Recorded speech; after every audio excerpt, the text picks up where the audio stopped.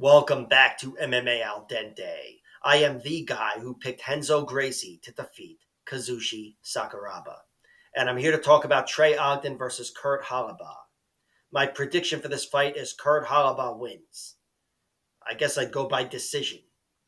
But I do think whether he wins by decision or submission, or the first guy to knock Trey Ogden out, aggression will be what wins him the fight.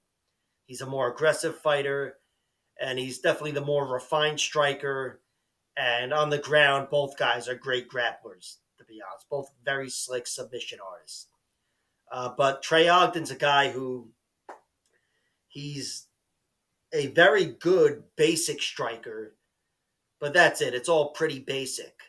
You know, he's a guy that doesn't have a lot of power. He somehow has 0 TKO victories in his entire MMA career, which is a fucking anomaly. Although, same goes for Renato Moicano, I guess. But Trey Ogden just doesn't have that power. He's not the most imposing athlete. He's a guy who would prefer to fight long.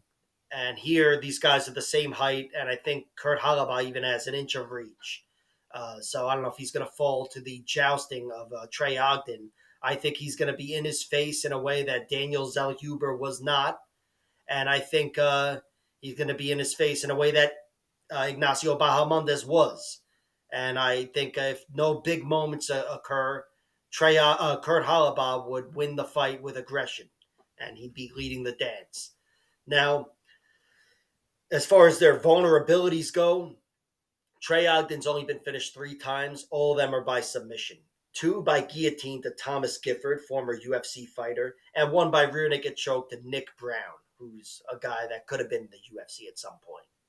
And that was a rear naked choke in 2 minutes or whatever. But despite those being the good guys, he has been tapped 3 times, and Kurt Holobaugh's pretty slick with the submissions.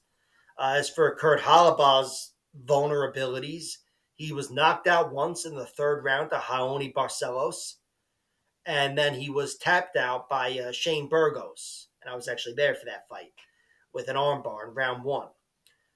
But that's it. Both guys, the last time they were finished, each of them, it was probably over 5 years ago. Again, I was at Kurt Holobaugh's last finish loss. I don't remember when it was, but it was probably about 5 years ago. And they haven't been finished since, and they both got a lot of momentum. Trey Ogden should have had a finish in his last win, or in his last fight. He should have had a win in his last fight over Nicholas Mota, but, you know, whatever. The arm triangle choke was locked. The ref did a little hiccup, and the fight was over, no contest. But this fight here, I think the grappling could negate it. Their grappling skills could negate each other, and on the feet, I certainly pick Kurt Holobaugh to outstrike Trey Ogden. I think Trey Ogden is really good with the basics, but Kurt is much more aggressive and much more powerful as well. And as I say often, power wins decisions as well.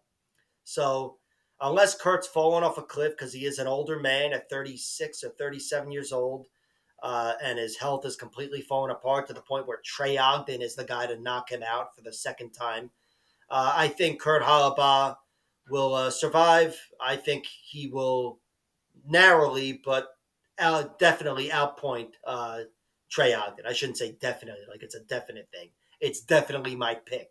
Kurt Holobaugh to win this one on points. And if things are really going his way, he's got slick submission skills from the top, from the bottom, as we've seen recently. And submission wouldn't surprise me.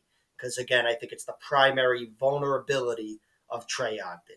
Like, share, subscribe, all that horse shit, and check out my other videos.